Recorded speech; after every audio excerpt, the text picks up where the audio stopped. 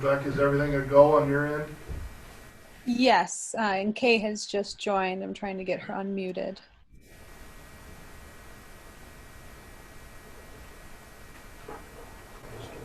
Did you get it? Meeting to order.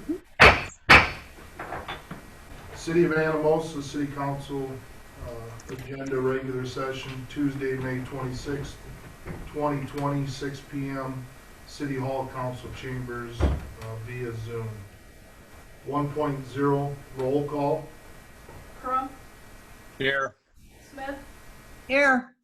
Lockhart, Zumba, Here. Stout, Here. Capron, Here. 2.0 Pledge of Allegiance.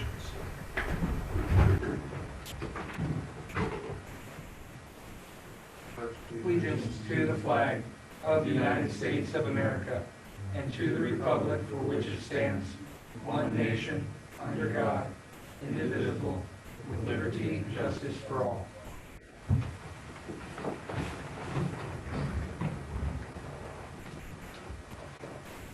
Prior to moving to 3.0 agenda approval, Rebecca Vernon, our host for the Zoom meeting, has brief statements to make on the process for the public engaging the council. Hello, everybody. We are going to basically have you guys what we would call raise your hand in Zoom if you are able to find that. For those who are joining us on their computer, you may find that by clicking on the participants button. Once you click on that, you should see an option on the right-hand side of your screen that says raise your hand. That brings up a little note on my end, and I can see that you want to speak. I'll wait until the mayor is ready for you to speak, and then I will let you know that it is your turn. I see a couple of people have joined through their phone. To raise your hand, all you have to do is click on your keypad. Should be *9 or *9. That should raise your hand and let me know that you'd like to speak. If you are on the computer, the other thing you can do is you can just send me a quick chat and I will make note that you would like to speak when it becomes time for public comment. That's all I have. Thanks, Rebecca. Being we are via Zoom, all motions will be a roll vote conducted by the city clerk. There will be one change to the agenda tonight. 8.5, personnel with HR Green are in a time constraint, so 8.5 will be the first item of business under new business. So 8.5 will become 8.0A. 3.0 agenda approval. So moved. Second. Motion by Kay, second by Ellen to approve the agenda. All those, Capron, Yes. Stout, Yes. Zumba, Yes. Smith, Yes. Crump, Yes. motion carried unanimously. 4.0, motion to approve the minutes from the following meetings. 4.1, May 11, 2020, regular council meeting. So moved. So moved. So moved. Second. Motion by Alan, second by Rich to approve the minutes. Smith, Yes. Zumba, Yes. Stout, Yes. Capron, Yes. Crump, Yes. 4.1, minutes to approve, carried unanimously. 5.0, public hearings. 5.1, public hearing regarding the application for community development block grant funds for downtown revitalization. I will open the public hearing. Rebecca, Is Tom Gruis on the call? Yes. Could you unmute him? He might have something to say that would help inform the public if they have any comment. Sure. He is unmuted. Hi, Tom. Do you have anything you want to say before we, that might help the public understand what the public hearing is for?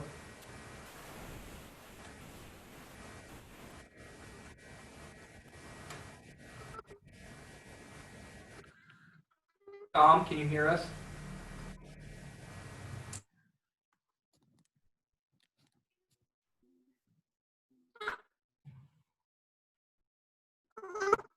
Well, I'll just go ahead and give a brief overview. So, this is in regards to the application for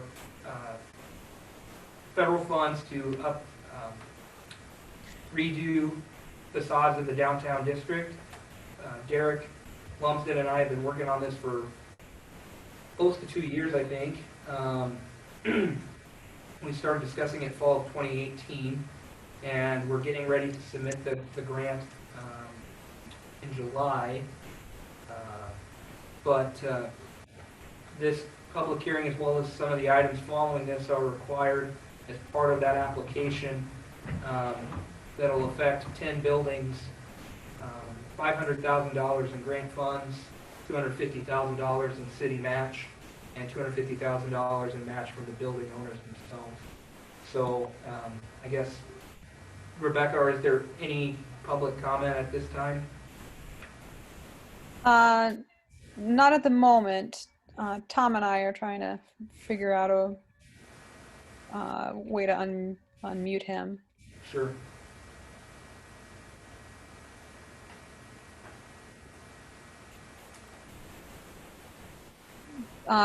Just got a public comment in.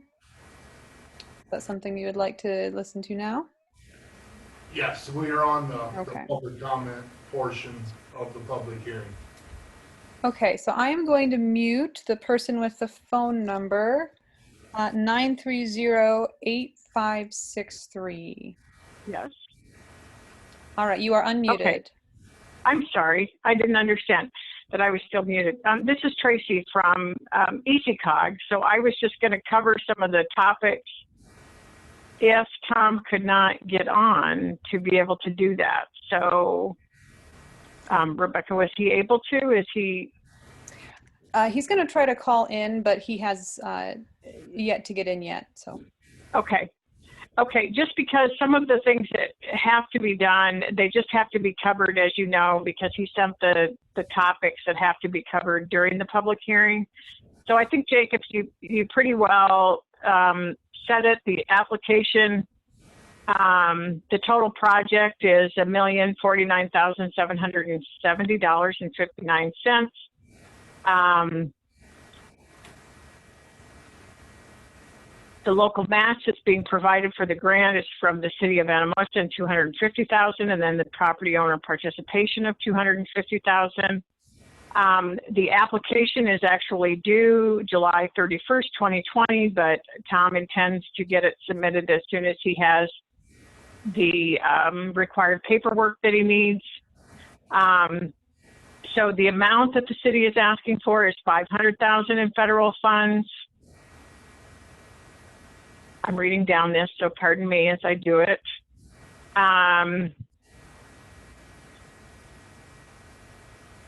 So one of the things that was identified is a survey of the buildings downtown, and that was something that Jacob and Derek had initiated last year fairly early, and then identified the buildings, and they have to be called, they have to be known as having a predominance of slum and blight conditions in order to qualify for the program, and they met that criteria as completed by the architect. And the area that we're talking about for the downtown revitalization targeted Tracy, is... This is Tom. Okay, go ahead. I'm on by. F. I'm on F. Okay. Thank you. On F. Okay. Yep. Yeah. So the area where the participating buildings are located are generally between South Garnavillo Street and South Cleveland Street along the south side of West Main Street. And I wanted to note that there's no property acquisition proposed for this project, so it's not expected that there would be any displacement of persons or businesses as a result of the of this project. And finally, just wanted to note that the work that will be completed is principally building facade improvements. And those would be for the buildings that were identified in the survey as being a more in need of those improvements.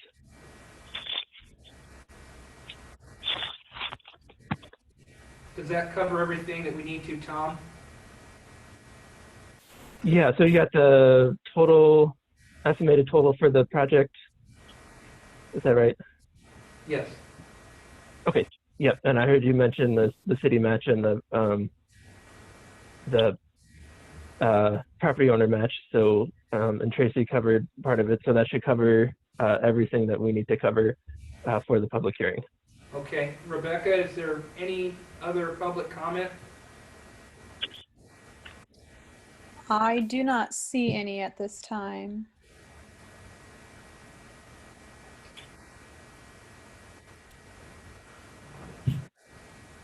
If there is none, I would entertain a motion to close the public hearing.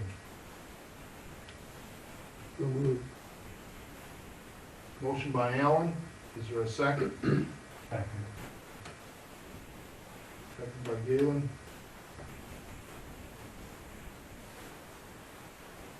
Does the council wish to have any further discussion during the public hearing?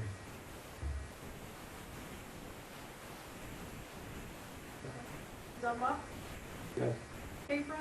Yes. Crump? Crump? Oh, sorry, he's muted. Let me unmute him. Yes. Smith? Yes. And Stout? Yes. Motion to close the public hearing carried unanimously.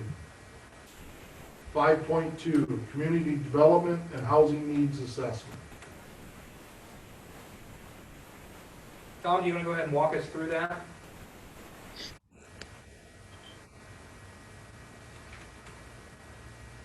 Yeah. We have There- the list provided in our council packet, just so everyone knows. Okay. Yeah, there's 3 topics that I'll have to cover as part of the community development and housing needs assessment that we need to submit with the application for the CDBG grant application. The first topic is community development and housing needs of low and moderate income persons. And there's 2 needs that we've identified already. One is to increase and rehabilitate the city's housing stock at an affordable cost for those with low and moderate income, and seniors who need financial assistance for safe, decent, and sanitary living conditions. And the second part is to plan to provide public infrastructure improvements with affordable taxes and utility rates. So is there any public comment for this first topic?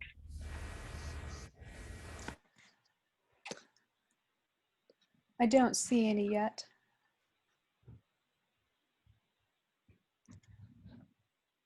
Okay, well, I'll go ahead and move on to the second topic, and I'll give another chance for comment at the end of each topic. But if anyone raises a hand, they could comment at those times. So the second topic is other community development and housing needs. And some of the identified issues that we have already are to increase and rehabilitate the city's housing stock, increase opportunities to market housing sales and rent, increase opportunities for the growth of economic development, improve the city's infrastructure, including parks and recreation, transportation, and essential public services. Enhance business opportunities for the central corridor with improved transportation for pedestrians and vehicles, public infrastructure, and private investment, including building renovation of facades and interiors, and enhance protection for public security and safety. And then there's a few that have been identified from the downtown assessment that was completed last year. One is to establish a building zoning code official, establish a building code and property maintenance code, establish a vacant building registry ordinance, engage a second story of buildings by adding housing opportunities, create a development team for downtown improvements, and address parking downtown.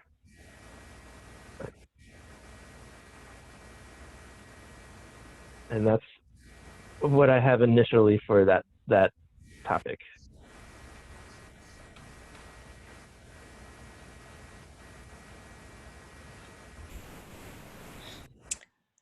So is there any public, no comments so far? Not so far.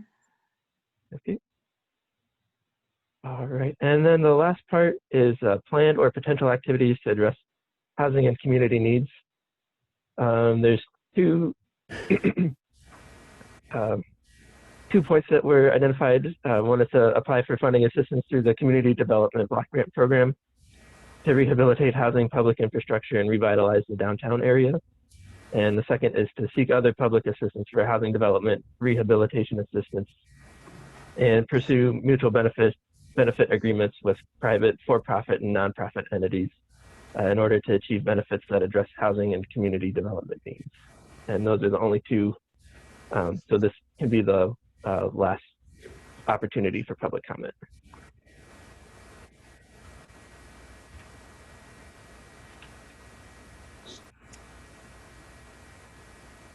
I don't see anything coming up yet. Does the council have any questions regarding the assessment for Tom?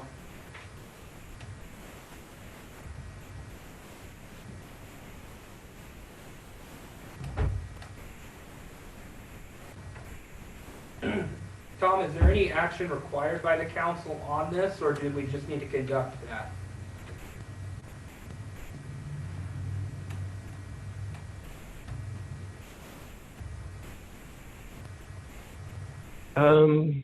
I believe we just need to have the, just go through the process and have the opportunity for public comment.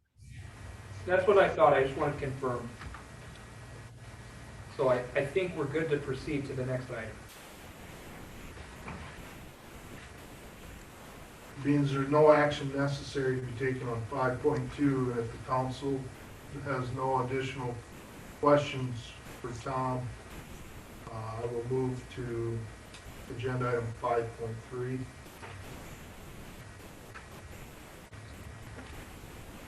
Move to approve. 5.3, resolution designating a portion of the corridor urban renewal area, a slum blighted area with rehabilitation, conservation, development, or a combination thereof being necessary in the interest of the public health, safety, or welfare of the residents. Move to approve. Second. Motion by Rich, second by Kay, to approve. Stout, Yes. Capron, Yes. Zumba, Yes. Crump, Yes. Smith, Yes.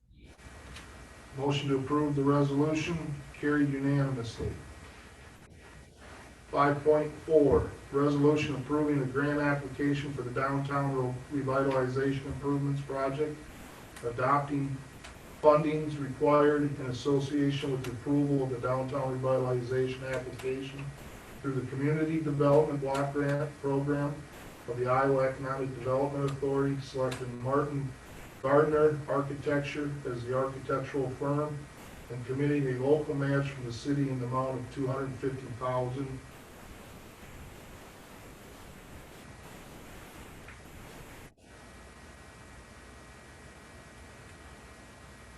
I believe the intent for the city's portion of the 200, or the 250,000 match commit is going to be repaid in TIF money with the property owners, business owners. That is the intent, to use TIF funds to offset that investment. There's no guarantee that that'll pay the full amount back, and that'll, again, take time for us to bring back. The city's gonna have to pay the $250,000 up front, and we'll get that money back through TIF over a period of time. But again, it may not cover the full 250, it just depends on how the changes in value occur, and there's just no way to know that for sure. Either way, I think it's an important investment to make.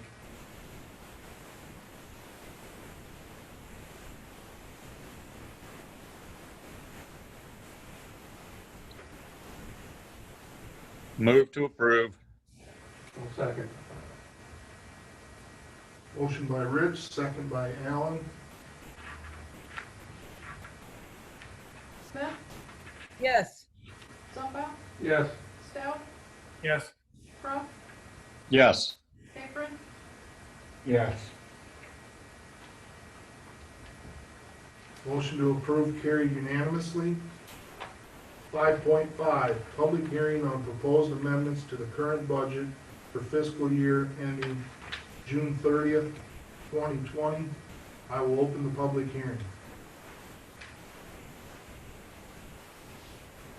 You received any inquiries from the public regarding? I have not, Beth. no.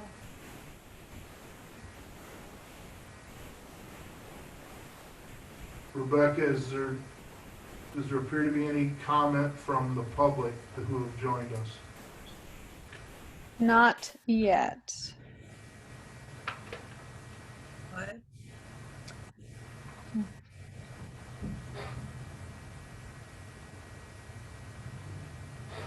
I guess I'll just detail really quickly for any public that may be on the call. The main amendments were related to fire and police departments. In the fire department, we had an insurance claim that caused an adjustment, and in the police department, we had a grant that caused an adjustment.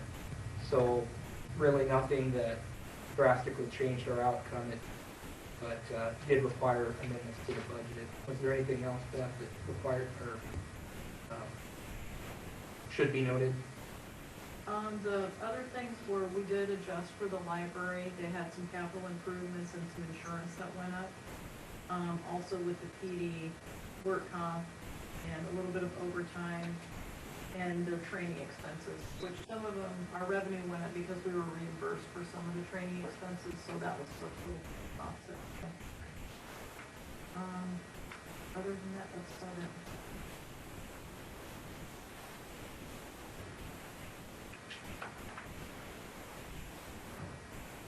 If there's no public comment, I'll entertain a motion to close the public hearing. Second. Motion by Galen, second by Allen.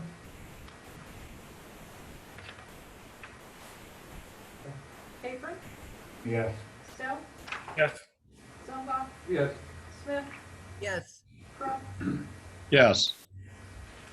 Motion to close the public hearing carried unanimously. 5.6, resolution amending the current budget for the fiscal year ending June 30th, 2020.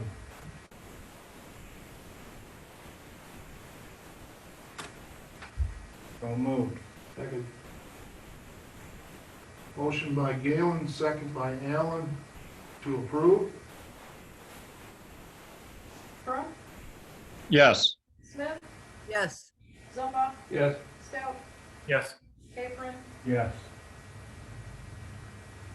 Motion to approve the adjustment to the budget carried unanimously. 6.0, proclamations, none. 7.0, old business, none. As a reminder, I moved 8.5 to the top or the beginning of 8.0, new business. So professional services agreement with HR Green Engineering Firm for a risk and resilience assessment and emergency response plan for the Good evening, everyone. This is Andrew Marsh from HR Green. Can you hear me? Yes. Yes. Great. First of all, thank you very much for moving me up on the agenda. I appreciate that. HR Green has been helping the city with a lot of the water infrastructure needs for a number of years. We've been involved with the water treatment plant expansion and with the most recent water tower. And in 2018, the federal government passed a law requiring cities with populations greater than 3,300 people to do an assessment of their water infrastructure from a security standpoint to make sure that there were that the vulnerabilities to things like natural disasters and to malevolent acts were identified, and that you can, once you identify them, start the process of securing your water infrastructure from those vulnerabilities. So the proposal that is included in your council packets this evening has a agreement for hiring HR Green to complete the required risk and resilience assessment that is due, as well as the follow-up to that, which is the emergency response plan. Again, both for natural disasters and for malevolent acts. And with that brief introduction, I'd open it up to any questions from the mayor and council.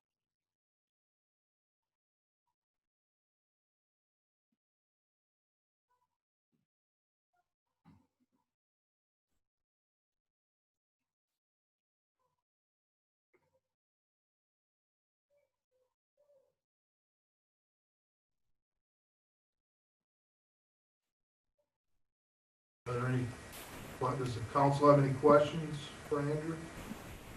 It does discuss in here cybersecurity. Some of the other things that you were talking about doing in here, would cybersecurity be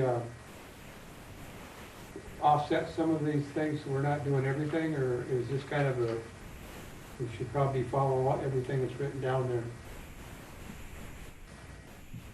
Well, cybersecurity is an important element to the vulnerability assessment, and the American Water Works Association came out with a cybersecurity evaluation tool.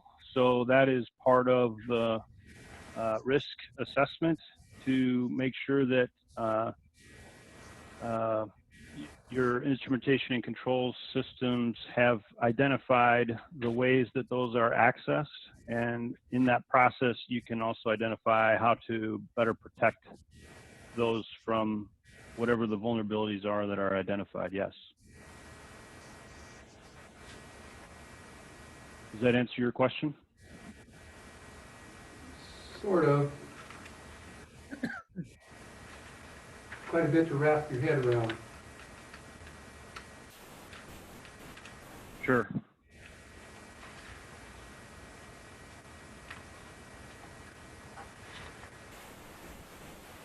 There is a lot included in that assessment, and we want to make sure that the city is in compliance with the federal laws, and we will complete the risk assessment and the emergency response plan well ahead of the deadlines so that you guys stay in good standing.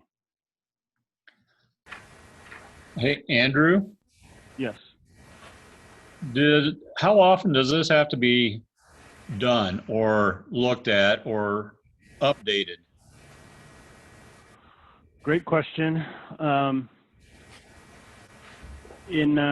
been doing this for 25 years now in the consulting engineering business, and there has only been one other time that these have been required. It was a little bit different, but there was something very similar to this after the 9/11 attacks. For a very similar situation where we helped all cities above a certain size to identify the security vulnerabilities, both from natural disasters and malevolent acts. That is the last time and the only other time in my 25 years that we've had to do these.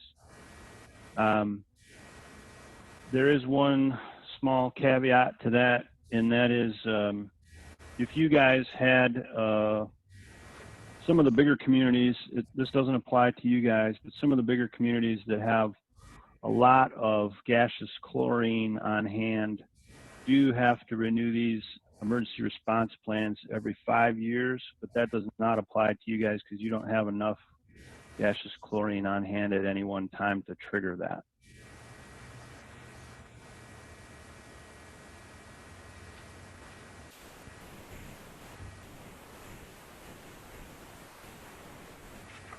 Andrew, you did mention that this is a requirement to conduct by the federal legislators.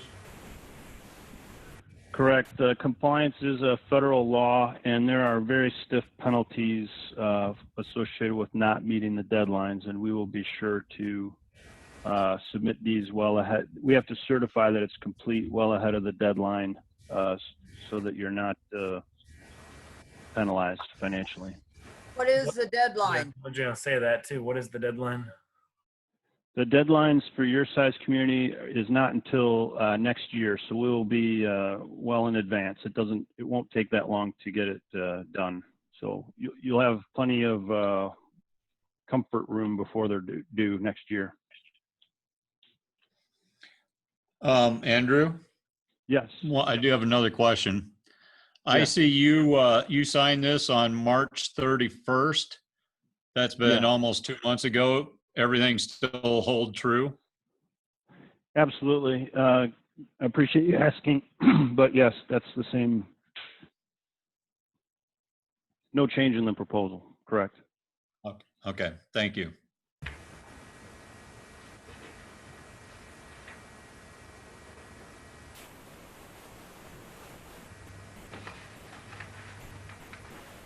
Rebecca, is there any public comments?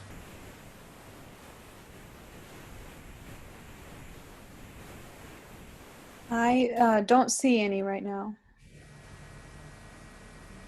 I'll make a motion to approve. Second. Motion by Rich, second by Kay to approve moving forward with HR Green to conduct the assessment. Smith, Yes. Crump, Yes. Zumba, Yes. Stone, Yes. Capron, Yes. Motion to approve carried unanimously. Thank you, everyone. Excuse me? Thank you, everyone. Thank you, Thanks, Andrew. Andrew. Thanks. 8.1, lease agreement with Keltec Inc. for 2020 Dodge Durango patrol vehicle and related equipment with fiscal year 2020 cost of $21,223.07. Move to approve. Second. Just wanted to make everyone aware that there is a $500 striping cost that is not included in the lease. That's not paid to Keltec, but just that's part of the car prep, and that's not reflected in either the Keltec lease or the camera lease. But just want to make that note. So for this equipped Dodge Durango, it's gonna run us $25,900 for this each year for the next 5 years, is it? This one vehicle? I guess I wanted to clarify that. Yeah, so let me get down to that. The first year is $21,223.07. Yeah, And then the remaining 4 years on the lease is $13,494.33. Yeah. Each year. That totals $75,200.39 over the term of the lease. And again, I want to make sure both the council and the public understands that's both the car and all of the equipment inside, which the equipment inside and the installation cost is quite high. So that's why the lease amount seems so high.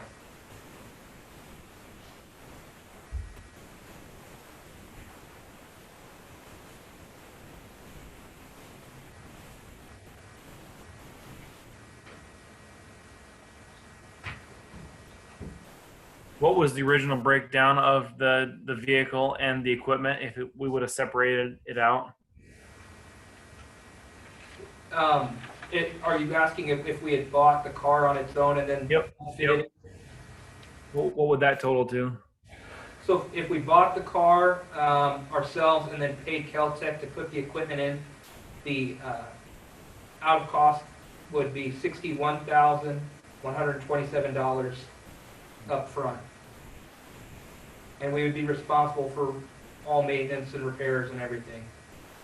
Whereas the lease option includes the maintenance and repairs? Okay.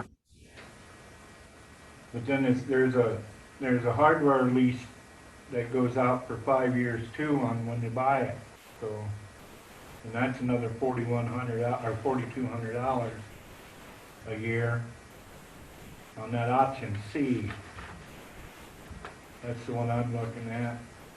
The hardware, that's the cameras that are a separate lease item. I mean, it certainly is involved in the upfitting of the car, but that is the cameras that we'll be discussing in the next item, I guess.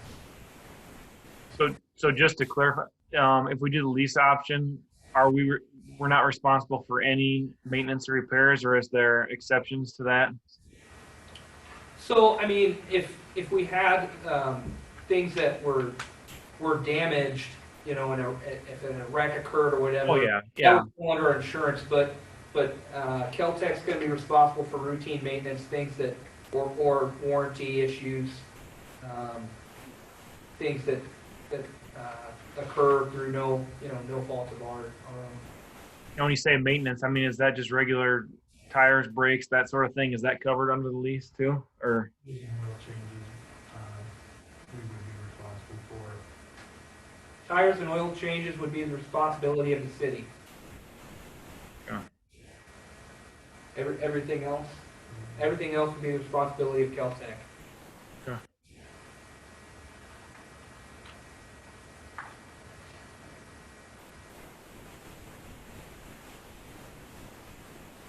Does that make the benefit to going this route that we can spread payments over a 5-year period? There is a lot of benefit in spreading the payments out. It also gives us more ability to project our budgeting from year to year. There obviously will be, when we have all 4 payments in 1 year, that eventually does increase our costs, but right now it does give us a little bit more breathing room in the budget, which we do need with COVID-19 affecting revenues, and spreading that cost out is, I think, a benefit. So, What's the average life of one of our police units right now? we've been going 5 years up before we replace them, Yeah. and my understanding is sometimes, especially the one right now, it's not that we've necessarily had issues, but it's not sounding great. So towards the end of the 5th year on some of these, they're starting to show their wear and tear.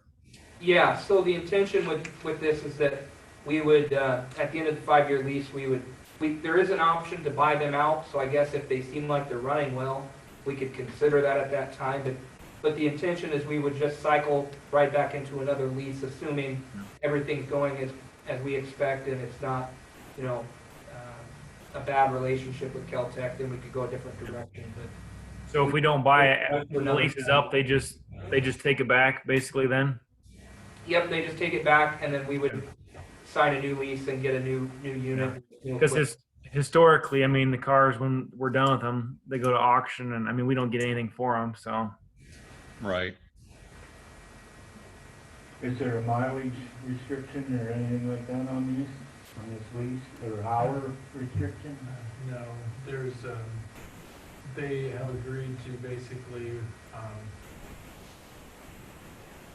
essentially cover anything that we need, or if they haven't specified a specific mileage. Chief Hoyt, could you repeat that a little louder? We couldn't quite hear you. They have not specified a mileage restriction on it, but in talking to the rep from Caltech, he advised that there would be, based on what we're currently driving our vehicles, we would be nowhere near exceeding what any extra or additional mileage would cost.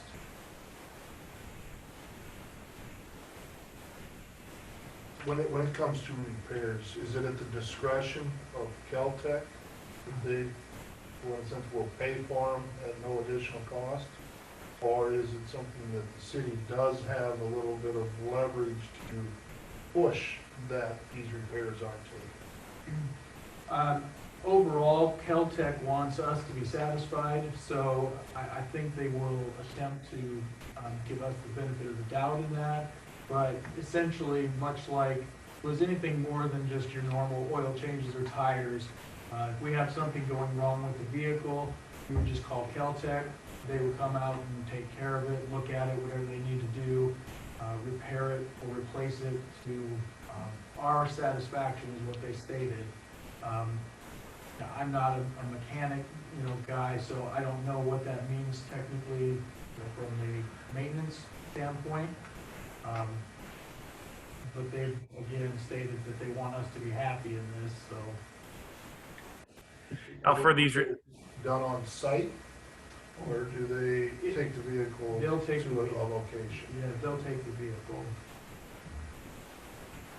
does that put us short on a vehicle if they have to take it out of town for the day? It does, but that part is no different than what we are currently doing. So if we don't, if we can't do it locally, take it to a local body shop or mechanic. So for example, in the past, many of our vehicles have come from Lynch Ford. We have to take multiple personnel out of service for the day, transport the vehicle down to Mount Vernon, have somebody bring us back a day or two later, do that all over again. So Yeah. It will be nice that they will come and do that for us. Okay. Even for like warranty stuff. I mean, normally if we would have bought a Durango outright, we'd go to Wayne Hall, but they can come and do any of the warranty work or that sort of thing. Okay. Yes, Recalls. yes. Okay. It may be worth noting, Chief Hoyt, let me know if I'm mistaken, but we're, I think, one of the first clients to do the lease program with Caltech in the state of Iowa. It's fairly common in the state of Minnesota, but they're trying to get this market going in the state, so I think they do have a lot of incentive to make sure that we're receiving good customer service, because if not, Chief Hoyt will make sure to, probably get some reference calls from other jurisdictions. So I'm hoping that it'll be a good relationship, and if it's not, I guess next year we can reevaluate and maybe look a different direction rather than signing another lease. What's their Iowa location? Caltech is it's a smaller town about 2 hours west of here. I cannot remember the name now.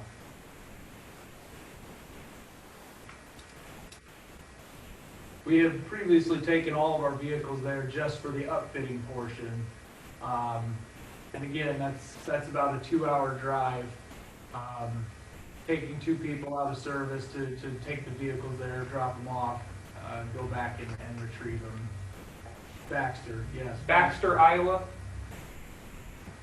Thank you.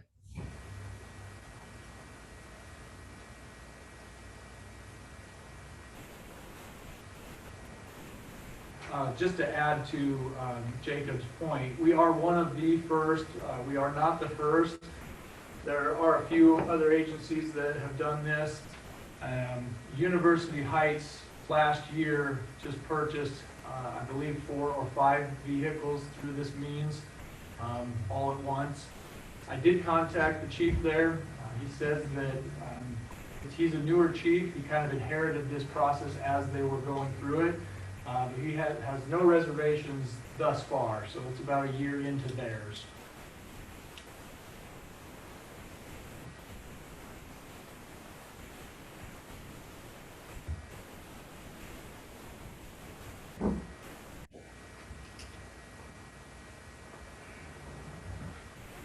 Rebecca, any public comment on this agenda item? I do not see anything yet.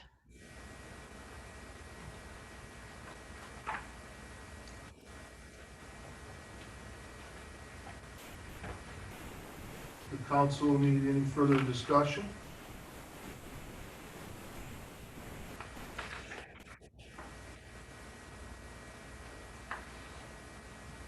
Do I need to specify option A in my move to approve?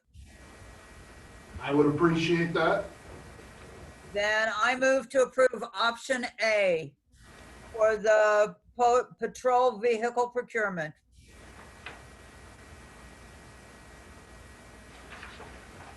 I'll second. Motion by Kay, second by Galen to proceed with option A for the new patrol vehicle with outfitted equipment. Stout, Yes. Zumba, Yes. Capron, Yes. Smith, Yes. Crump, Yes. Motion to approve carried unanimously. 8.2 lease agreement with Digital Ally for car camera equipment with fiscal year 2020 cost. As part of this, we still need a motion to approve. Because it's a separate agreement, I listed it as a separate item. Yeah, I would, this is just 4 cameras, so this updates the cameras on all 4 cars right now, including the new one you just approved. The cost is the same for all 5 years. Let that make it like that.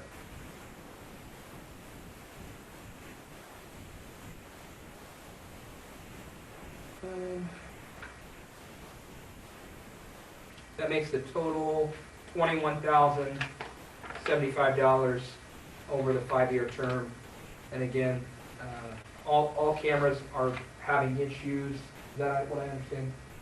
All of them are having issues. 2 of them are not functioning. 2 are not functioning at all, so these are really important. And this is just the best way to provide those at this time. I'll move to approve the lease agreement with Digital Ally for car cameras and equipment. I'll second. Motion to approve by Alan, second by Galen. Yeah.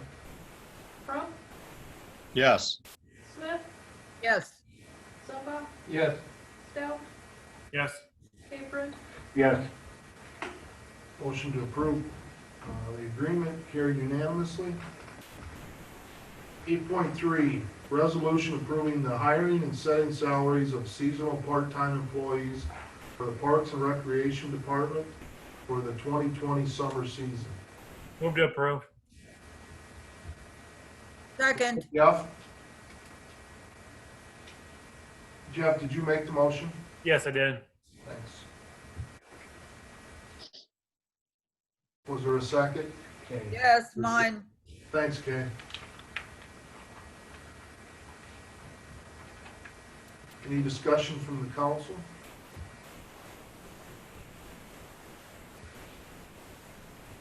Public comment? I don't see any. We have a motion by Jeff, second by Kay, to approve the submitted names, hiring, and salaries for the seasonal part-time employees. Smith, Yes. Zumba, Yes. Capron, Yes. Crump, Yes. Stout, Yes. Motion to approve, carried unanimously. 8.4, resolution authorizing new streetlights in the Meadow Ridge 9th and 10th edition. Move to approve. Second. Motion by Galen, second by Allen to approve. I do want it to be stated that this is for the current development under construction. The current housing development that has been constructed in the other Meadow Ridge additions is, we are still under review with adding those streetlights. But for the record, this is the new addition that is under its current construction. With the exception of the one at the corner of Council and Brecker Ridge, that's the tail end of that's where the existing part meets the new part. Thanks, Jeff.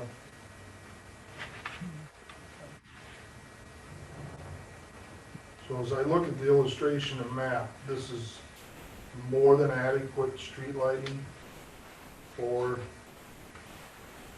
since the neighborhood to be. We don't have a specified street lighting requirement within our ordinance in terms of the distancing. So we kind of work with Alliant to figure out, based off of how other communities do it. I think it's definitely adequate. I wanted to note, these poles will match the existing black poles in this neighborhood. And the installation cost will be part of the development. We're agreeing to this because we're going to be responsible for the ongoing electrical cost for the lighting. So is there, I don't see that there's any street lights from Council Street on Chamber heading east. Is there any plan for that area or not? Where are you talking, Rich? Say that again. Well, from Council Street, it's on, from that corner on Chamber Drive heading east. Oh, I see. That's a pretty short run. I mean, to Caitlin. I mean, Yeah, you but could you know, there, stick one in there. I'm just saying it's not, I don't see one plotted on here. So are we going to ask to have one put there? Rich, can you say again, what street are you talking about? Going from, it's on Chamber, but starting at Council, heading east up to Caitlin. It's a short little block, but No, so there's not one included in this. There are streetlights on Caitlin Avenue now, with I think roughly the same spacing, maybe not quite the same, but I'm not sure about exactly at the intersection if there's one there or not. But that's not included with this plan. It could be included down the line, I suppose, or I'm not sure what it would take to amend in regards to this project, just because I think there's been some agreement with Alliant, the contractor, but. well, the only thing I'm thinking is if we're going to do it, now's the time to do it rather than figure out we need it 5 years down the road when the city's responsible to put it in. That's all I'm looking at. Yeah.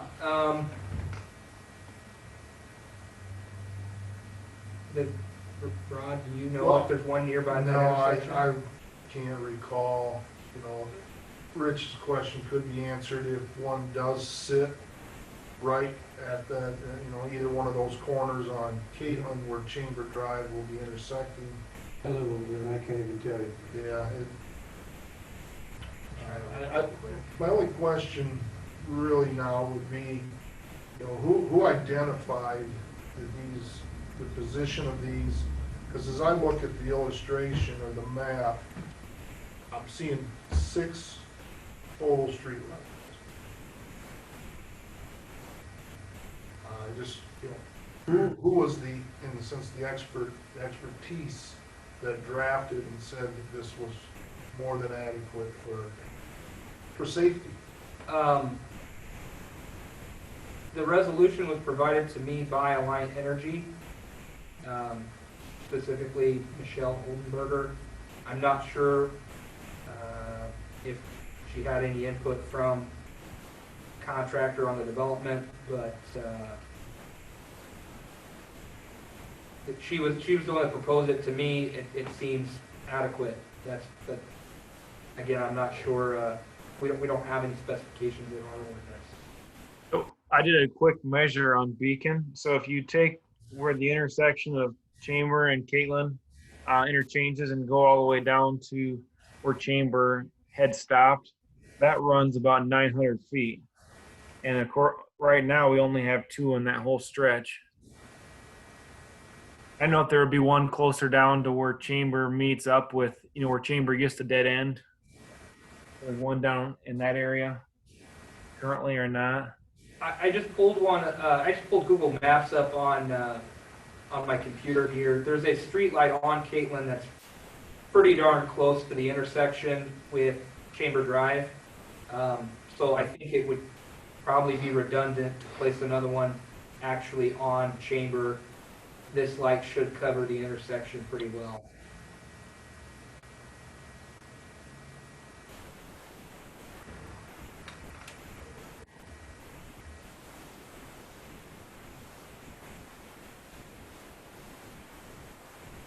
Jacob, can you see if there's one from Google Maps down by like Chamber and Dillon Court? Is there one down in that area currently? Just a second.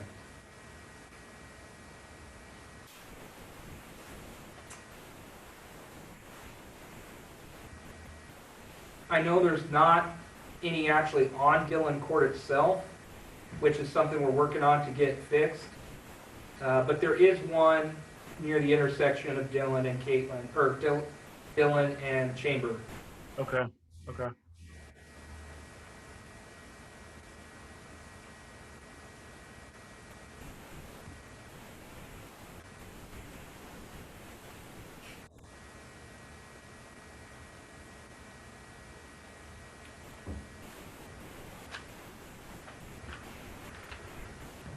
Rebecca, is there public comment?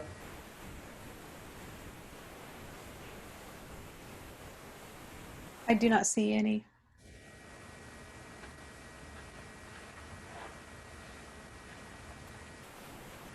Is this the time for us? I'm sorry, go ahead, Rebecca. That wasn't me, so. No, it was me sneezing, sorry. This agenda item is for us to basically accept our end of the maintenance agreement, not the actual streetlights. But one, in a sense, is driving the other. When do we have the conversation then? If, from a city standpoint, we believe this is adequate from a safety view, and is there criteria that says this is the distance between them?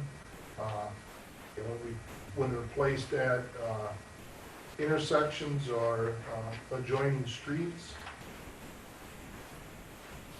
There may be criteria out there. I'm guessing there may be specifications in SUAS, but I'm far from an expert on that. So I'd rather have the conversations now than have to say later on we missed the opportunity. There's some things we should be looking into possibly then and just table it till the next meeting so we can answer those questions. Alan, could you repeat that a little louder? We couldn't. I just asked, are there some things that we should probably, because of some of the questions that we're discussing, things we should be looking into that need to be answered prior to our voting this up or down and maybe table it till the next meeting? Well, I'd be curious. like how for similar stretches of street, like how many are on, say, Breckenridge from Chamber up to Caitlin, or how many are on Caitlin right now, just to kind of compare, lengths of streets and how many. So kind of a rough ratio to see if we, do we have enough? Do we need more? This was just a rough review. When I got the proposal from Alliant, I kind of wanted to figure out what drove, them to suggest this. Obviously, it looked like there was a little bit of preference to getting a light on intersections, which seemed like a good idea. Yeah. But other than that, it seemed to me that there was a street light about every 3 lots, and that seemed consistent with the neighborhood at least, along Caitlin and other, Breckenridge, I think, that has lights as well. It was about every 3 lots, roughly. There's some that are a little bit longer, maybe 4, but that was generally seemed to be the rule of thumb. And I know not every lot's the same length, but that just seemed to be what was the case. I don't know if that's true throughout the community or if that's set on any sort of standard. Yeah. That was just, it does seem to be consistent what's in the neighborhood already. Yeah.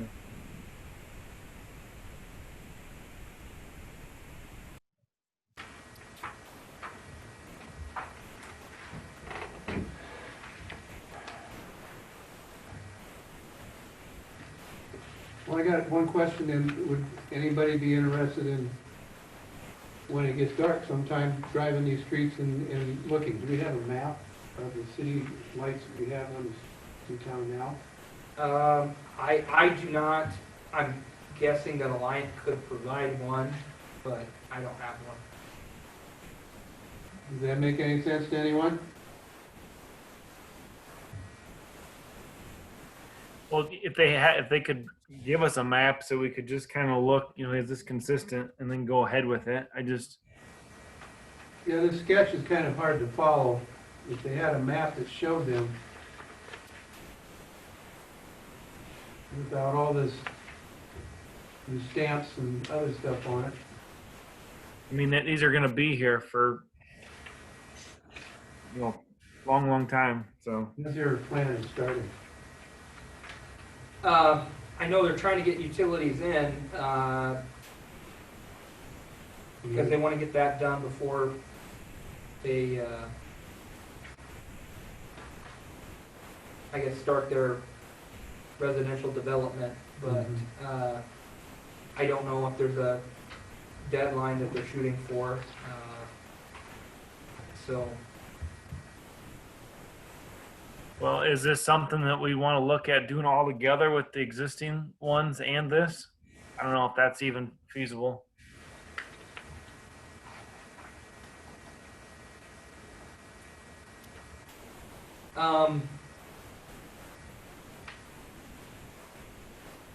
My thought, it might be easier, it might be easier to keep them as separate resolutions, even if we table this, only for understanding in the future of, why the city is gonna be responsible for paying for some and not the others, is because one is part of an existing current development, and others are filling in where they should have been before.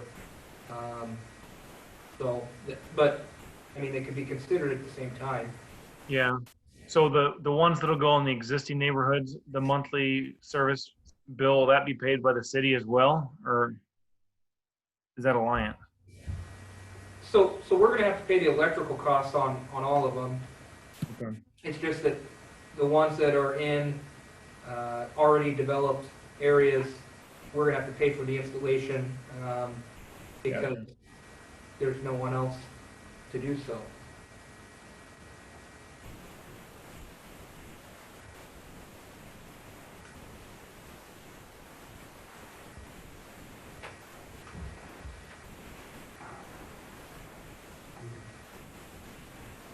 I do know when I walk down Caitlin, when I take walks, there seems to be some stretches where it seems quite dark, but I've never really given it any deep thought as to locations or anything. You almost have to look at it physically.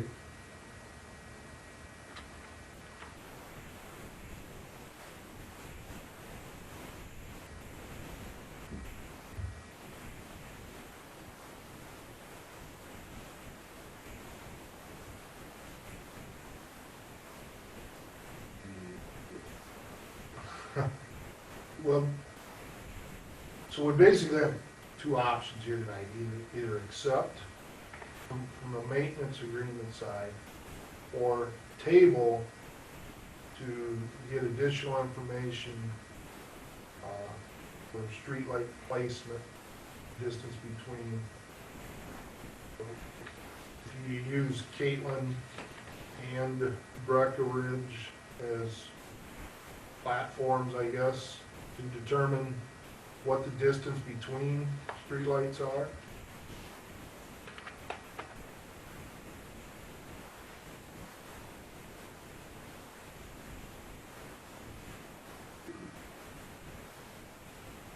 Well, somebody's gonna have to do it.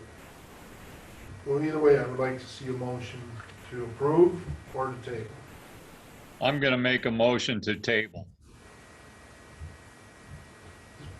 Did you say to table, Rich?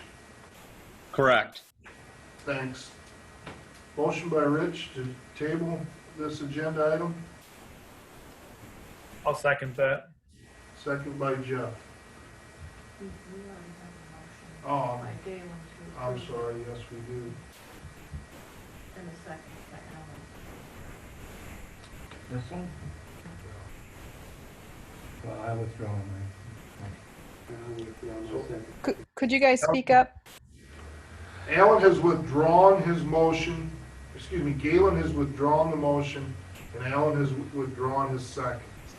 So that now leaves us with Rich's motion and Jeff's second to table this agenda item until we can get further information. Thanks for clarifying. All right. Ruff, Yes. Smith, Yes.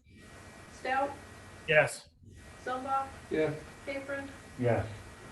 Motion to table, the streetlights in Meadow Ridge Edition carried unanimously.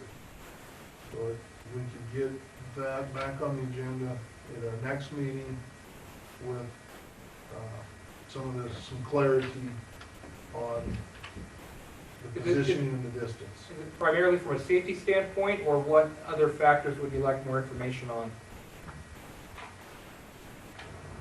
Well, for me, it's the safety standpoint. Okay? I will try to get as much information as I can and bring it back. Thank you. 8.6, appeal of aggressive dog determination and removal order by dog owner Josh Hude. Rebecca, is Josh on the call? I don't see a profile labeled Josh. There is one phone that has connected, but I guess I don't know his phone number. I don't either. Has that phone by chance requested to talk? Not yet. If, Josh, if you are on the line, can you just raise your hand so we know if you're there? Is it *9 to do that? Yes, *9.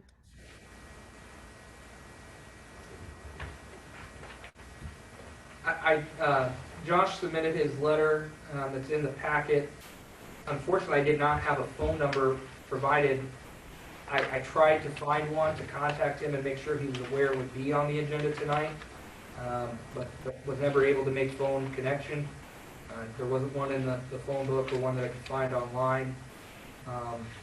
So I made sure it was on here, but had no confirmation that he would be attending necessarily, and had no way to reach out. I'm not familiar with him. Where does he live?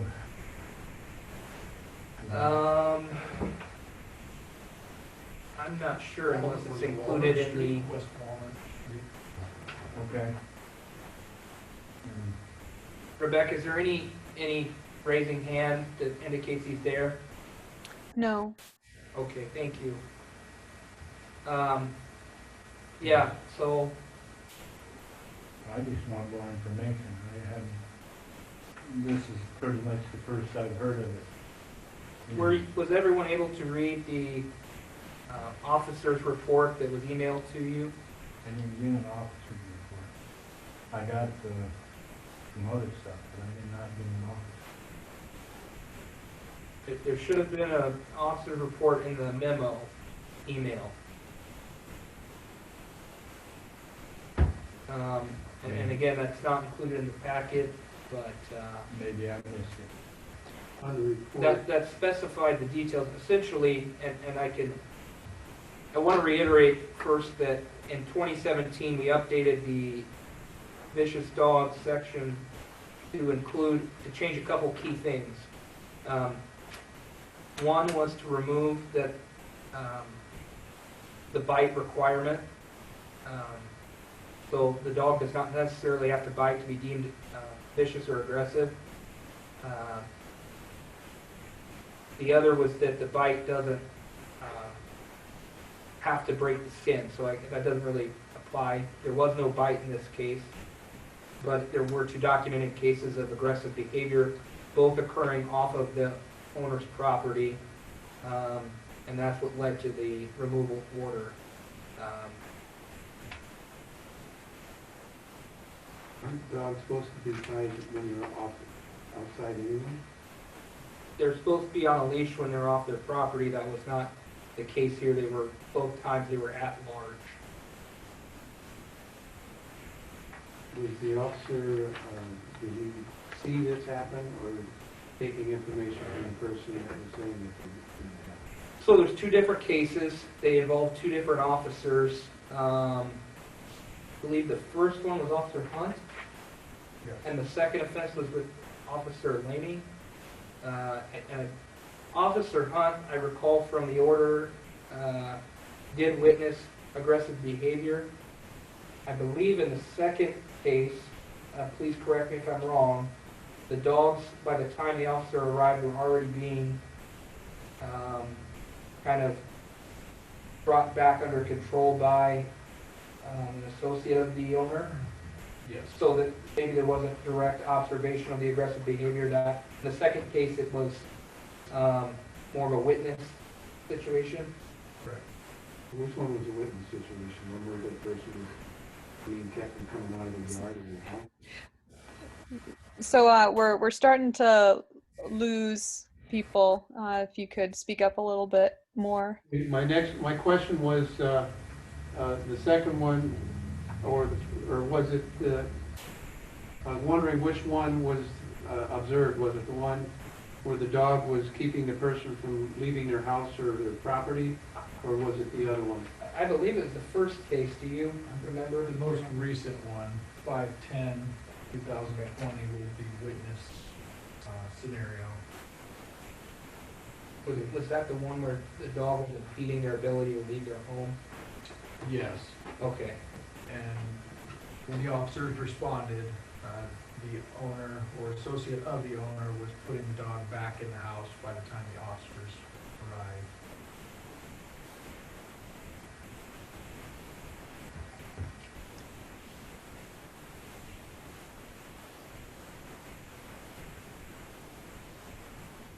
I did just get a message from somebody else who is listening into the meeting that Josh is trying to call in. So. Okay. Once we get him, I assume the mayor and the council is okay with letting him speak on the issue before they make their decision.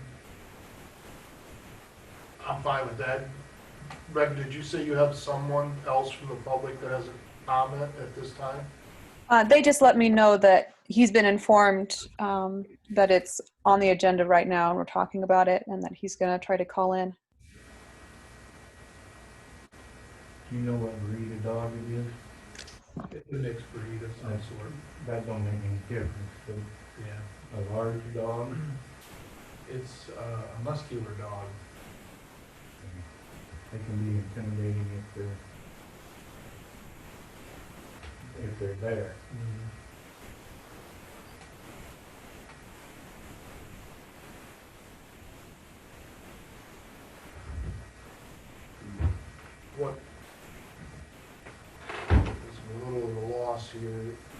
is it possible to delay further discussion on 8.6 until Josh has more of an opportunity to call in? Can we go to other agenda items and come back?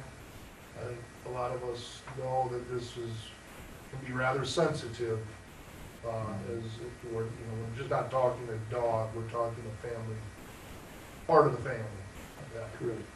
I don't have any objection to that. So a phone number did just log in. I will go ahead and unmute the person who just came in. If you are Josh, let us know. Okay, I've unmuted you. Is this Hello. Josh? Yes, this is Josh. Okay. Hello, Josh. This is Mayor Smith. We're currently discussing your appeal on the agenda item 8.6. Dad, go get your mom, please. Yes, sir. Do you have, obviously you have some comment you would like to make regarding this order of removal? Yes, sir. There's just no way my dog is aggressive. I mean, my dog is all I have, for one. Out of all of our dogs, she is by far, she's never even snapped at anybody, never been in a fight. She's just a lover. And she has came across plenty of strangers that she don't know. And of course, a dog will bark, but she has never shown aggression. She has shown alert, but she's never shown aggression. The one person that did file the complaint on us, I know for a fact that the lady does have it out for me and my family over a family dispute.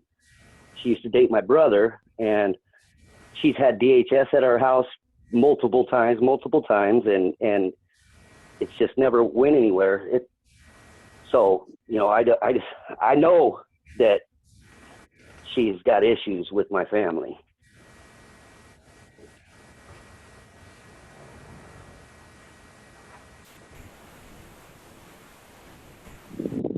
Like I said, she's not an aggressive dog, and I mean, I could prove it to anybody that she's not aggressive. She's a therapy dog.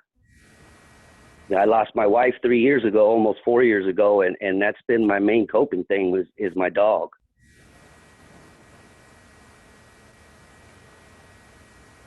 And I can't even have her here now.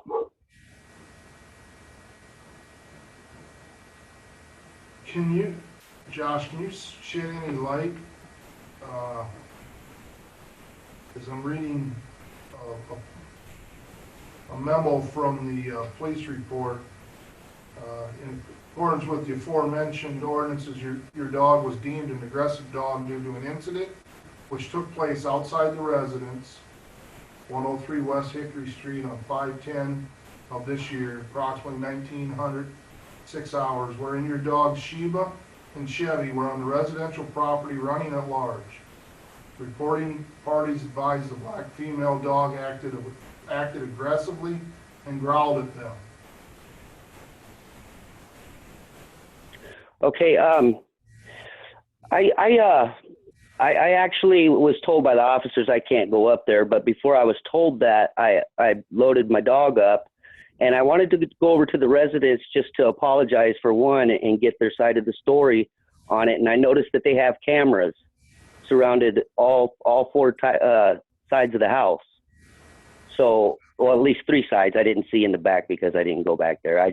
But I noticed there's cameras, and if there's cameras, the cameras should show that she was being aggressive. So, and I never ended up talking to the neighbors. They didn't answer the door or anything, but I actually put it on video so that, I wasn't being accused of anything, or so they didn't think I was threatening them or in any way. But I just wanted to find out from their side. And then that's when I noticed the cameras. Yes, they did get out. Yeah, we have a disabled children here, two disabled children, and one of them left the door open on accident, and they got out. So I mean, I don't deny that they got out. It's just really hard to believe that they were being aggressive. Either one of them dogs were being aggressive, but my dog mainly, Sheba, she's not aggressive. She doesn't really like get mad or anything at other dogs or anything or other humans, but she will be alert if she doesn't know you. She'll look at you and she might bark or something at you, but she's not going to threaten you in any way. She's a American Bulldog and Rottweiler mix.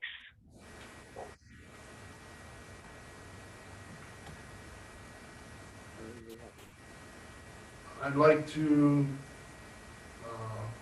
see if you can comment. The first incidents occurred on 10/3 of 2019.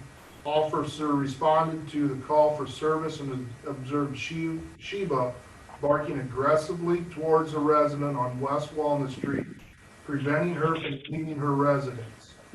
The dog also acted aggressively towards the officer while he returned it to your residence before citing you.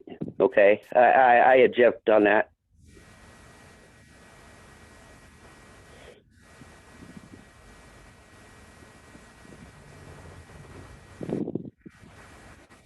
I really wish that I, have a lawyer to help me on this, because I don't want to really say nothing that might I don't understand how to word it, but I spoke with you earlier about the third party, the person that made the report, which was Cassie Westcott, being pretty much out to get us. Like I said, it was a family thing. My brother dated her, and she accused him of sleeping with my girlfriend. I know you guys don't need to know all this, but she's done everything in her power to. The dogs and the behavior of those. Yeah, I don't believe that she held her hostage in her house. Now, Cassie also has cameras on her house, so. If they could prove that, and I know Officer Hunt, for some reason, he seems to turn his camera off a lot. And if he says that it was acting aggressive, then I would like to challenge that one too, because he has a body cam. Can my fiance speak? Can you repeat that? Can my fiance jump in the conversation here? Yes. She was present. Well, this is she public comment, so yes, she's permitted. Okay, I was outside when Officer Hunt was supposed to be bringing Sheba home when she supposedly was aggressive. I was in the front of our house, and she was running in front of him towards home, and he came up behind her. They were like a long ways away from each other, and he not once ever said she was aggressive towards him at all. And in the first report, it doesn't say anything about her being aggressive towards him. It's just now that it's being said that, because she wasn't. He bent down and petted her and stuff. I would like to see her camera.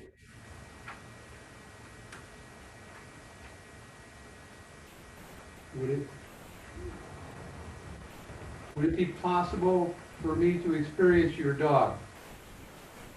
Yes, you are more than welcome. I'd have to go get her because she's not here. No. I would come there. I would and leave the dog out in the yard. Is your yard fenced in? My backyard is, yes, but I would have to go get her. She's not in town because we were told we had to get rid of her. And, so she's at my ex's house. But that's 5 minutes from here. Or something, but if no one is there, you're in the house and the dog's out there by itself, would I be able to walk up to the fence to the dog and experience the dog? You could probably walk in through the fence and she would she might bark, but she's not going to growl at you, and she's not going to bite you or be aggressive towards you. She might bark and say hi, but that's about it. The only reason I'm asking this is I've had dogs during my lifetime, and I've got a cat now. And I read your letter, and I know it's heartfelt. I can't dispute that, and I also know that the reports that were written by Officer Hunt and the other officer, they're trying to be as honest as they possibly can. That's their job. I know Yes. one of the officers quite well, and I know that officer is honest. But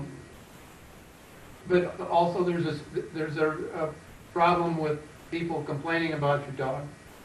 And there may be extenuating circumstances, but none of us in this room can prove that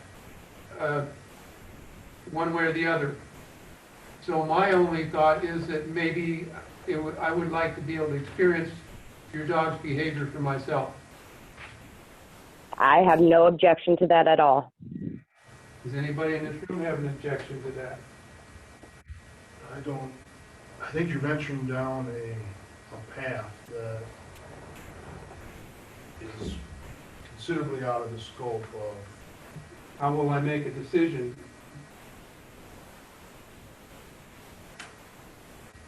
It's tough. I know, I would that's agree with my you. point. But you were, as long as that dog's on the other side of the fence, I'm not gonna get bit.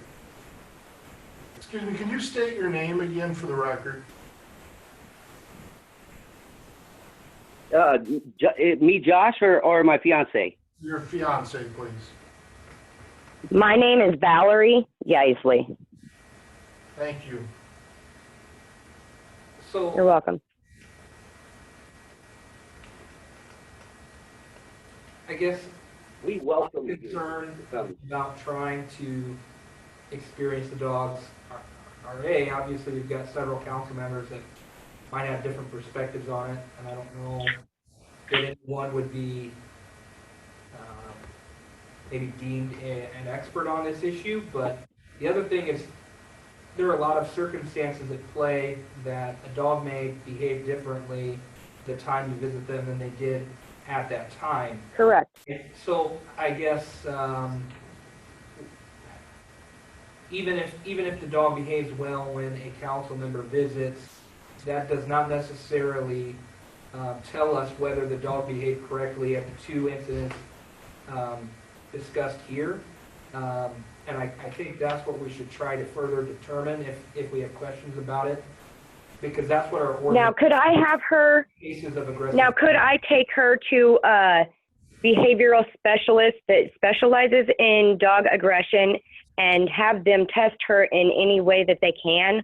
Or even instead of like you guys saying that I have to get rid of her outside of city limits, would there be like a lesser extent to like where she could only be in city limits as long as she was on a leash at all times if she was outside of the house? Or like, because our backyard, we don't let her out with a leash. She's in the backyard fenced in. But or like she has to have a muzzle, or I don't know, anything besides just getting rid of her. Can I have her assessed or go to the somewhere? Please, Chief. Valerie and Josh, this is Chief Hoyt. Can you hear me okay? Yes. Okay. So in response partially to what you just asked and to kind of give the council here a little bit more information with this, while that theory sounds good in practice, or you know, over the phone, in practice is very difficult. We received numerous complaints on your dogs running at large. That's typically when they're exhibiting this aggressive behavior that's been reported, and that Officer Hunt said that he had witnessed on that one particular occasion. So, you know, I've been to your house as well in response to these things.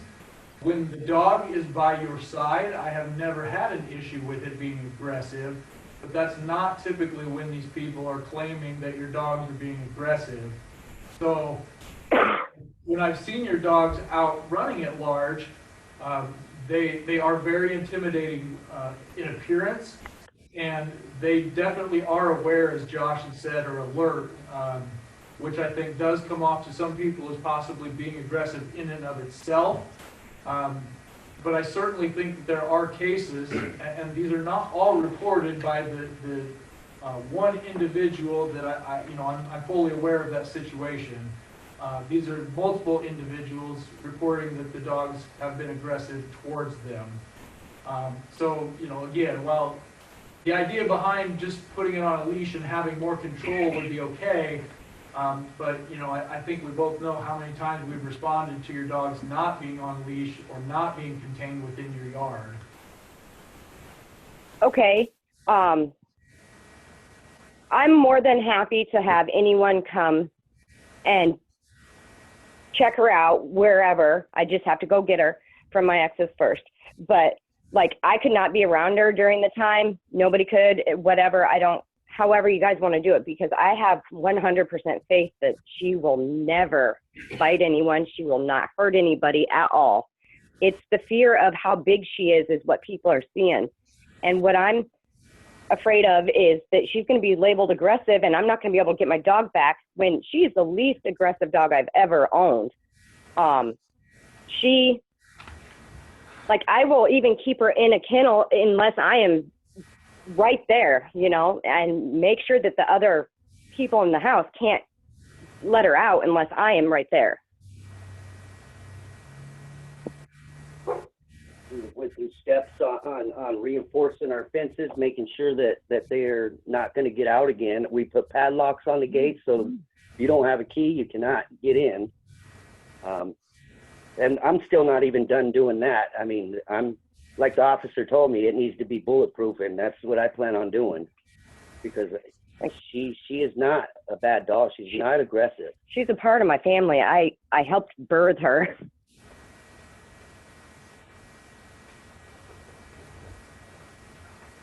But we invite you to come see for yourself.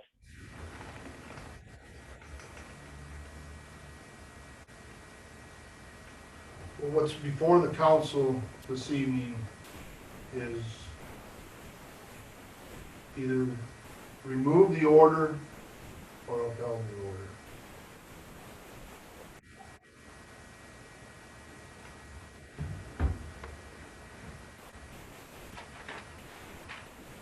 I move to uphold.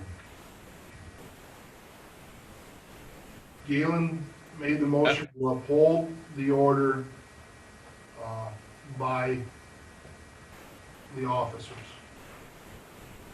I'll second it. We have a strict ordinance.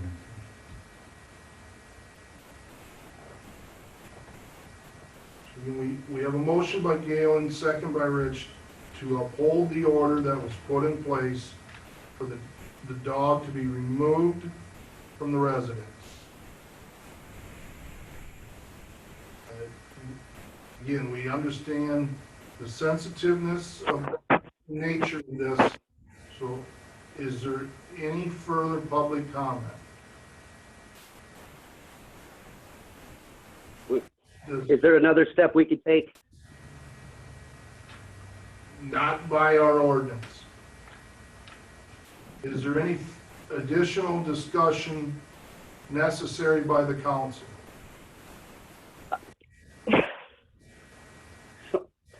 So if any dog comes up towards me barking at all, it's considered aggressive.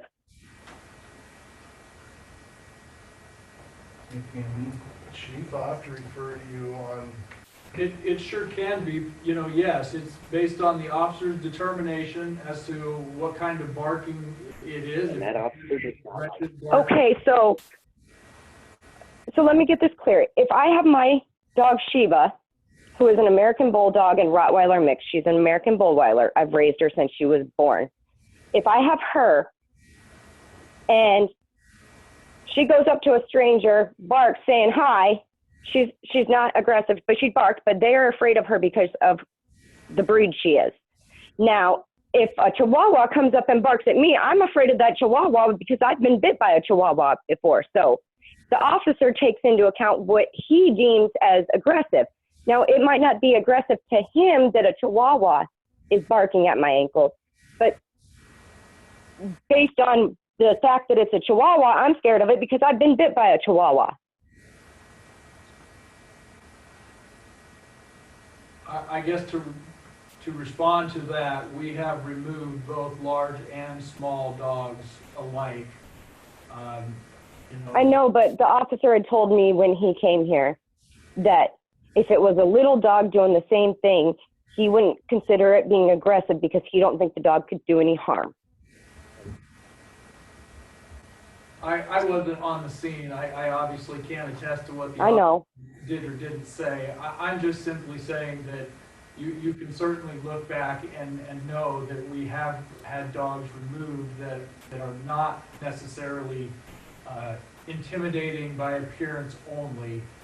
The code outlines unprovoked chasing, snapping, or barking at a person or another animal. And then that's when we conduct the investigation. And so the officer had determined, based on those two occasions, and there have been others, but on those two occasions, that it was deemed to be aggressive under those standards that are outlined in the ordinance. Now, how does this lady know that these two dogs, there were two dogs there, how does she know that it was a black female dog that was the one being aggressive? Like, can I have details on what happened? You can come into the police department and we can get you copies of the reports if you need those, yes. It will not, I don't want to overstep my boundaries here, in this body. It will not likely affect the decision that the council makes this evening, but you can certainly come in and get copies of those reports, yes. Well, I'm just saying, there were two dogs present at the time. One's a male, one's a female. If a dog's being aggressive towards me, I'm not going to stop and try to figure out what sex it is.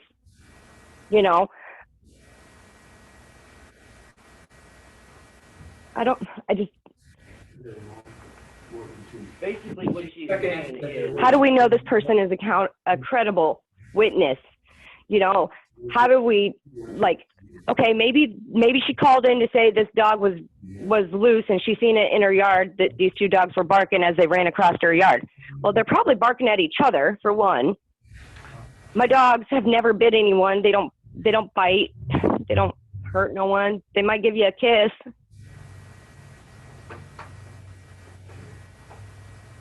Well, per the ordinance, again, as Jacob had stated earlier, you don't have to have a bite to fall within the definition of the ordinance as aggressive.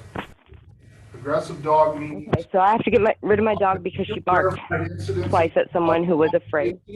Snapping or barking at any person or domestic animal so as to place the person or owner of the domestic animal in reasonable fear of their safety or safety of their animal.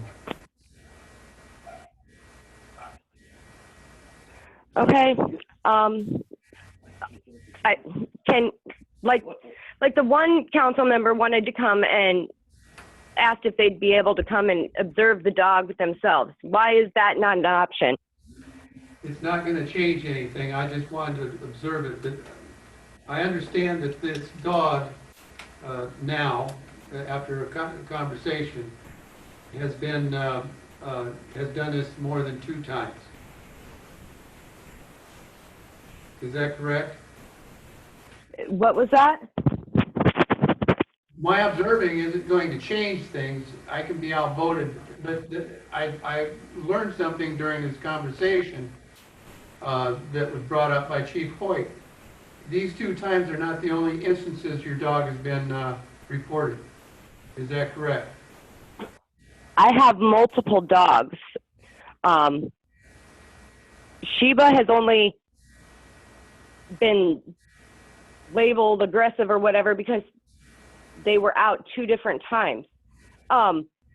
I've had other dogs be out and not labeled aggressive, and nothing happened besides I got a citation. Gosh, it's just like this. Like I got multiple dogs from these two.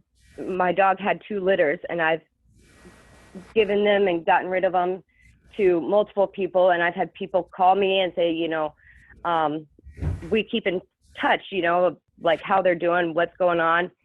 And like, I have all kinds of them that just like, I reinstate to them every time that if you're ever going to get rid of it, just bring it back here, because I want to make sure it has a good home. Like, none of them have ever been aggressive. It's me. It's me. I have a question. It's Are me. your dogs Hunter Hunt chipped? knows what he's doing. And are they up to date on their shots? What's that? Have your dogs been chipped? And are they up to date on their shots? None of my dogs have been chipped that I own here. Sheba's not chipped, but she's currently at my ex's house. They're due for their rabies June. Well, see, that's a requirement of the city now too, is to have your dog chipped. They have to all be chipped? I did not know this. I will go and get every single one of my dogs chipped. And I will tell. They have a tag. They Anyway. can still have a tag. We just don't provide one anymore. Okay. But Well, I but was one or the other. I was understood that they had to be chipped. Kind of our preference, but Sheba had tags on. Choice. Okay. All right. She did have her tags on.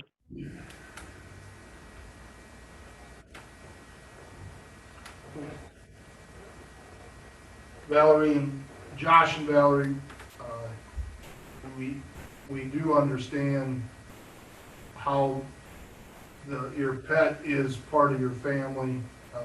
There's others, myself included, who has a dog that lives with us. So we certainly understand the attachment, the part of the family, as well as have pets. So we have an ordinance in place. Motion on the floor in a second to uphold the ordinance. Again, there were 2 reported incidences which qualifies it as a vicious dog. So at this point, if the council has no additional questions or discussion, it's really time to go to vote.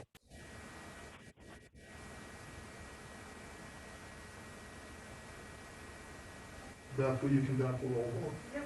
Crump, Yes. Smith, Yes. Zumba, Yes. Stout, Yes. Capron, Yeah. The roll vote was unanimous to uphold the removal of the dog from the residence. She's already out of the residence.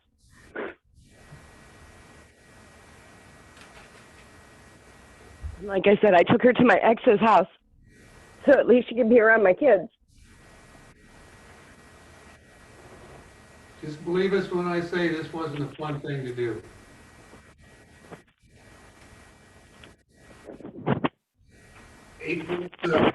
Beer and liquor licenses.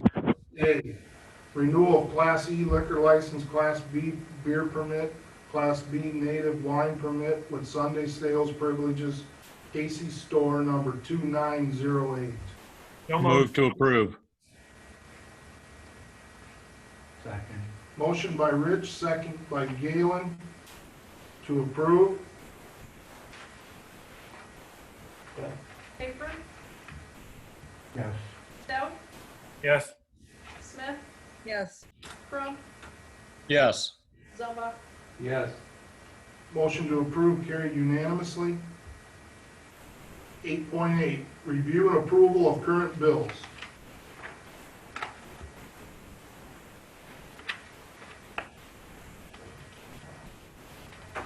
This will be rather redundant, but I would like a little bit more details on two of the bills. Now, these were part of the Kalachi agreement we had.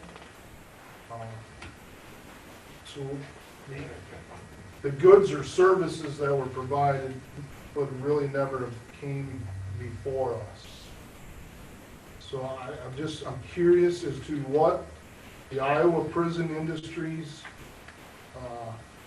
invoice for $8,713 was, as well as the VWR Furniture invoice for $6,124.55. We agreed to pay these as part of that agreement with Kalachi at our last meeting, I believe. I'm just looking to get an understanding now of what goods or services were provided under those invoices.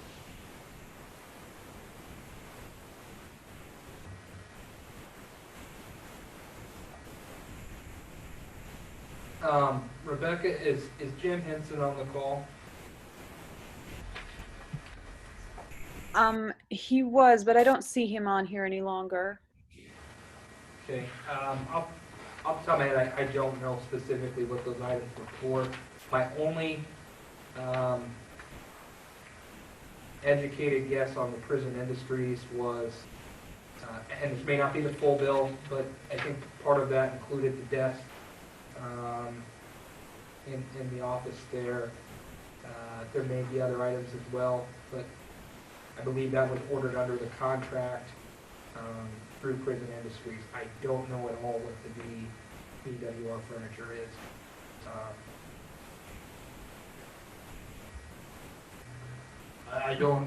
I'm not requesting this information to delay payment of these bills. It was part of our agreement.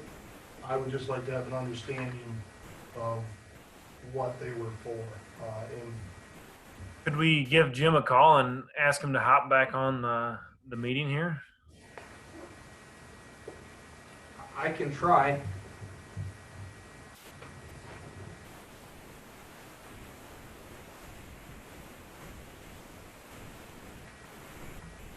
Does the council have any questions with the other bills before us for payment?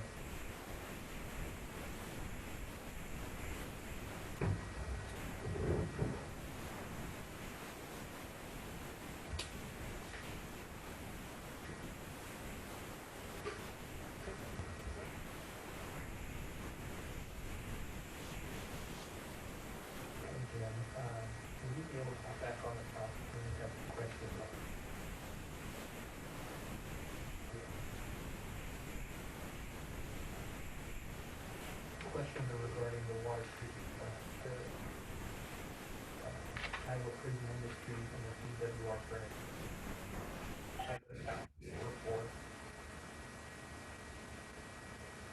VWR Furniture, who were a subcontractor on the water. Jeff, do you really, do you feel it's necessary to get that? No, just not for him to be on there. If you to get your clarification, I guess, if so we could get the bills approved. I guess was my thinking. Okay. So. Jim is going to try to hop on. I don't know exactly how long it'll take. Are there any other questions maybe that?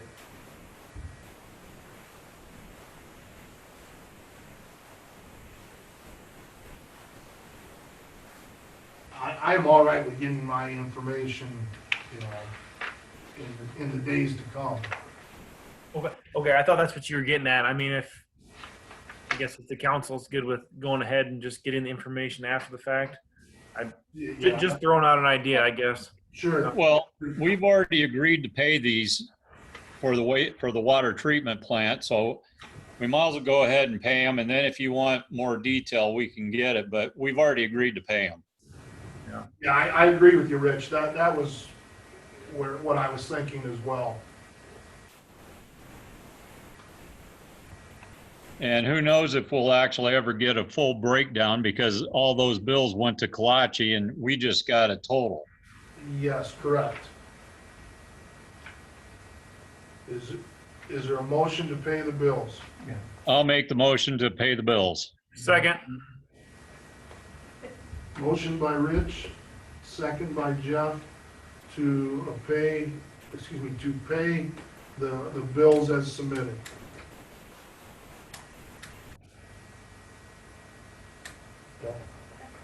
Crum, Yes.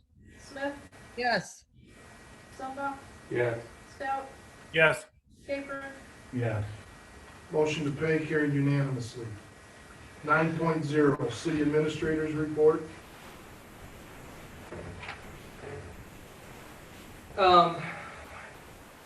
Just first, just address kind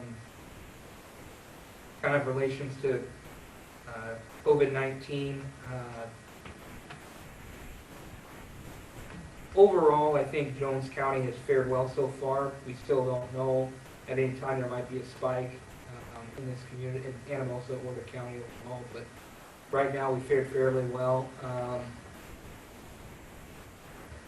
So the city is going to start looking towards taking steps forward on our reopening plans June 1st. Again, some internal things have already starting to take place, but that doesn't necessarily mean facilities will reopen. But each department will specifically be getting their information out to the public. Some have already begun doing that. So we are looking ways to get back to providing services, specifically in places like the community center and library. It's not going to look like it did before, but we want to start moving that direction and still keep a high priority on public health.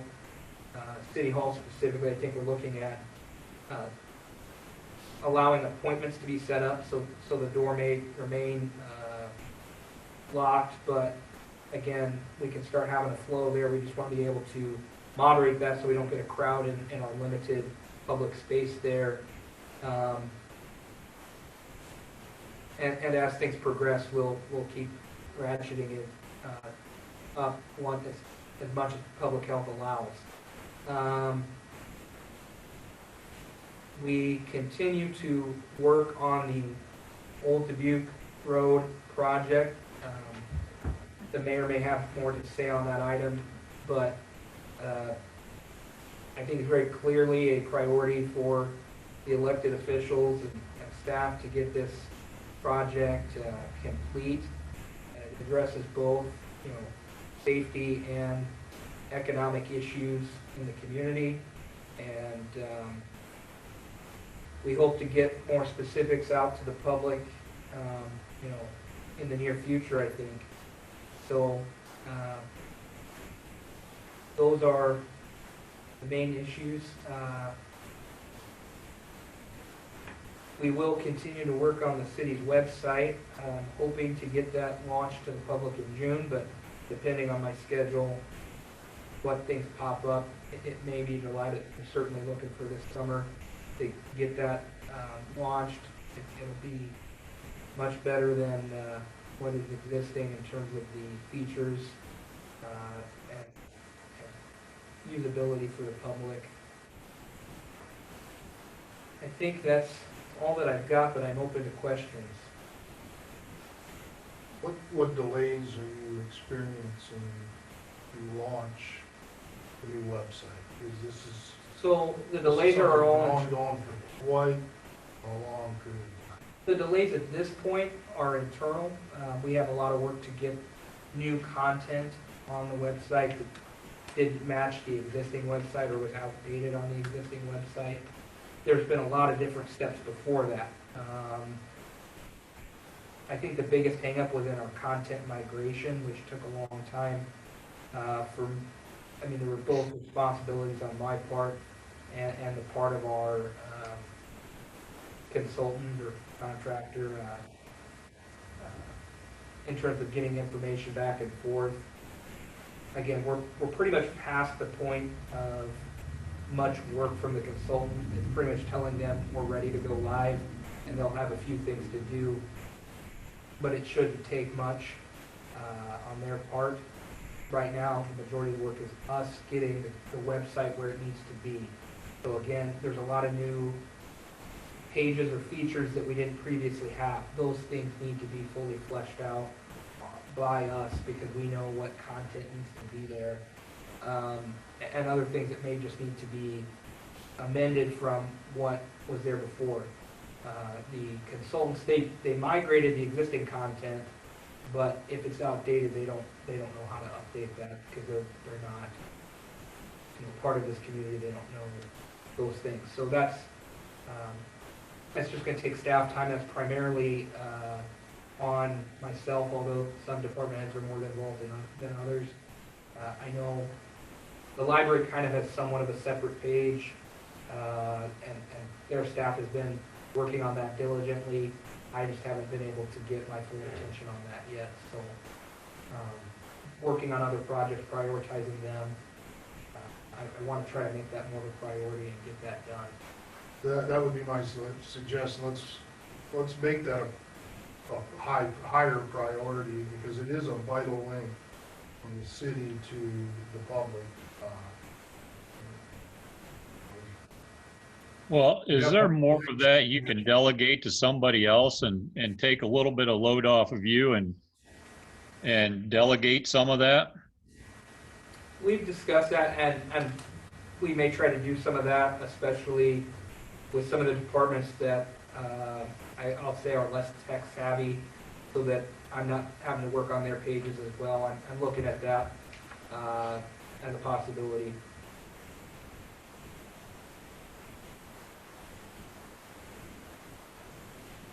Jim has joined us. Would you like to ask him your questions at this time? I will. We can take that offline and then bring it back in 2 weeks. So it won't be necessary, Rebecca. Thank you. Rebecca, do you have a way to just, I don't know if you can comment to him directly and let him know that he's no longer needed, so he's not waiting on us? Okay. Or I guess he heard me, so. Anyway. So the reopening some of the city departments, when are you looking to be fully staffed all the time on the city streets, water, wastewater? So I'm still kind of working out some details with certain departments, but more or less I think we'll be fully staffed June 1st. It may not be like it was before, like they may be coming in at different shifts, different time periods, working on different projects. So we still have a separation in terms of groups, but they'll be there, you know, their full 40 hours a week. We might have some modifications to still allow either people to flex their schedule or work from home as there are other impacts on people's lives right now. We're going to try to be as flexible with people as we can while still making sure that all city functions continue to be provided in one way or another.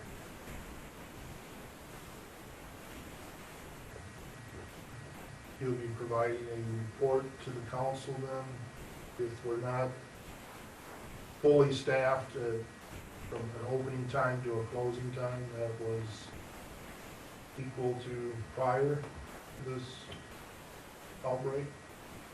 You know, such as the streets department started at 6 and they were done at 3:30. Yeah, so I'm hoping to get the full list of reopening plans to you. I had sent a draft earlier with a couple departments. We've worked on each department getting something, and I hope to get that to you by the end of the week, so you know what's happening come the start of next week. The intention is that, and to some extent, everybody will be working a full schedule. It just might be a little bit different.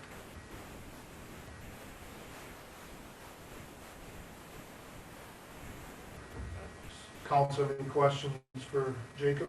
Comments?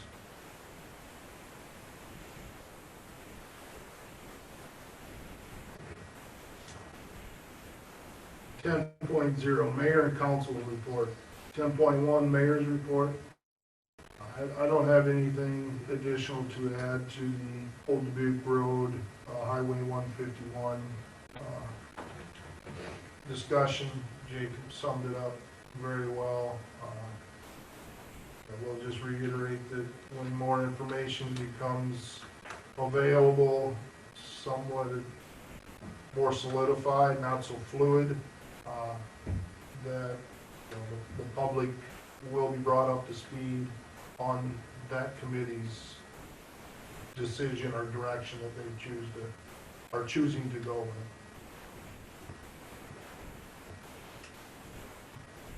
Ten point two, council reports. I will report for the library. They had their monthly meeting last week. The discussion centered around emergency protocols as well as a discussion to prepare for opening June 1. Thank you. I don't have much to report, it's pretty quiet. Nothing has been said about opening up the pantry for the people to come in and eat, but I do understand that they are delivering meals in kind of a limited way. Other than that, nothing to report.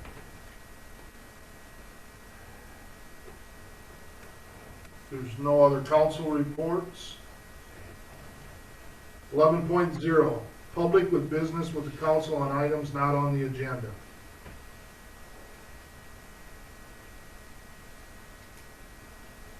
Just a reminder, anybody who wants to talk can send me a chat or raise your hand in Zoom.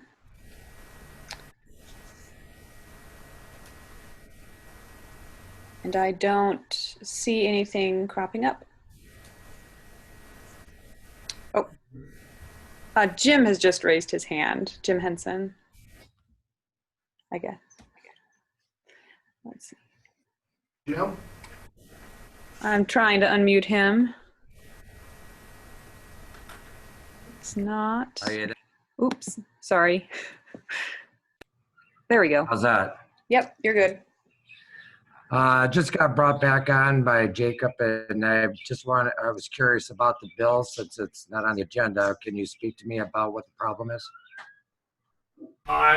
There's no problem, Jim.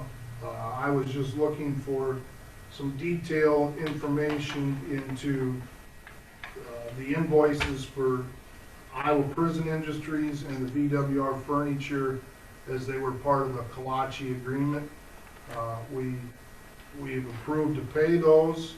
I can reach out to you or through Jacob to get as much information as we can as to the goods or services that are incorporated with those two invoices that we received. Okay, that sounds good. I just wanted to know, the reason I doubled back on this is I wanted to find out more information so I could look up what I had to and next couple of days to get back with you on it. But if that's what those are, that's no problem here. I know what you're talking about now. Okay, thanks, Jim. You bet, thank you. There's no other public inquiries. 12.0, adjournment. So moved. Second. Motion by Rich, second by Jeff to adjourn. Yeah.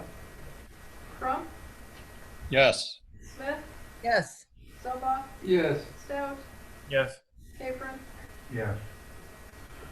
Motion to adjourn was unanimous. Thank you, everyone, for participating this evening.